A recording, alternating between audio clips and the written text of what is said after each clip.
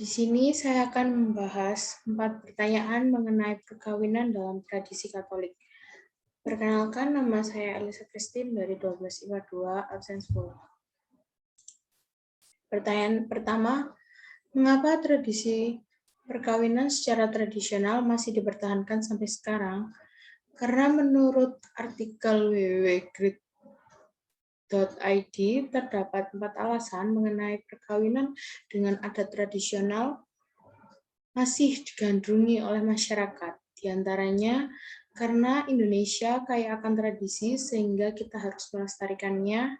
Yang kedua, perkawinan dengan adat tradisional merupakan peristiwa yang sakral dan lebih intim. Ketiga, perkawinan dengan adat ini dapat memberikan memorial yang berkesan pada pasangan suami istri. Dan yang keempat, mungkin saja karena keinginan dari pihak kedua keluarga.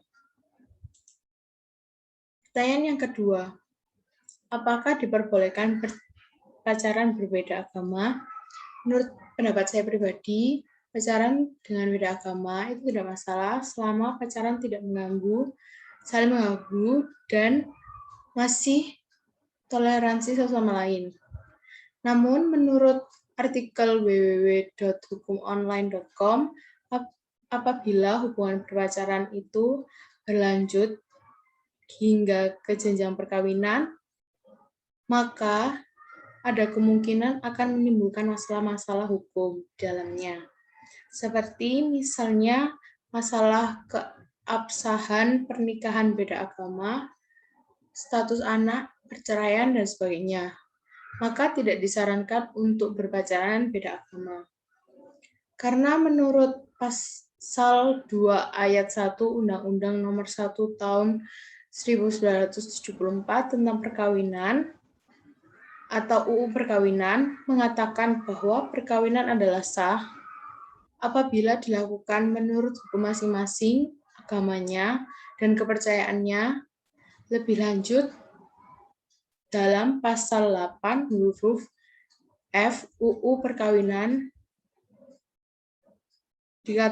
dikatakan bahwa perkawinan dilarang antara dua orang yang mempunyai hubungan yang oleh agamanya atau peraturan lain yang berlaku dilarang kawin. Tak hanya itu saja, di dalam agama juga mengatur mengenai larangan perkawinan beda agama, seperti di dalam agama Islam di Surat Al-Baqarah 2 ayat 221, dan pada agama Nasrani atau Kristen ada di dalam 1 Korintus 6 ayat 14 sampai dengan 18. Untuk pertanyaan yang ketiga, bolehkah nikah beda agama dan beda gereja menurut pandangan Gereja Katolik?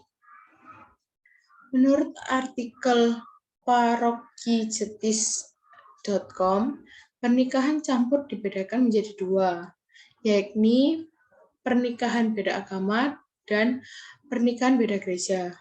Dalam hal pernikahan beda gereja, yakni antara orang Katolik dan anggota gereja lain, dianggap sah jika kedua pasangan telah dibaptis Trinitarian atau dibaptis dalam nama Bapa, Putra, dan Roh Kudus. Untuk pernikahannya dinamakan pemberkatan pernikahan.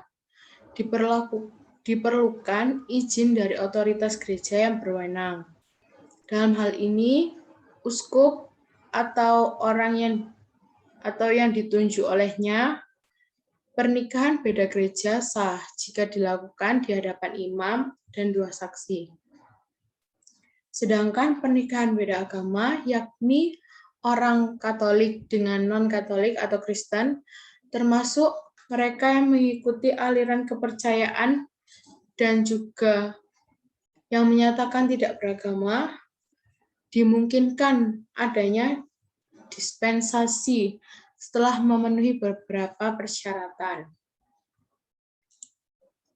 Untuk pertanyaan yang keempat, apa konsekuensi jika dalam nikah beda agama dan beda gereja tidak mengikuti aturan dalam Gereja Katolik? Menurut artikel www.hukum online.com, terdapat 3 konsekuensi yang muncul, seperti munculnya rasa tidak suka, bahkan benci dalam diri seseorang atau diri pasangan karena menganggap pandangan orang tersebut adalah salah. Yang kedua, masalah status anak yang dipermasalahkan. Yang ketiga, rasa tidak nyaman dan was-was, di mana saat pasangan kita beribadah muncul pemikiran, jangan-jangan di sana ada orang yang lebih tertarik pada pasangan kita. Dari ketiga hal ini dapat memunculkan perdebatan antara pasangan suami istri, bahkan sampai pada perceraian.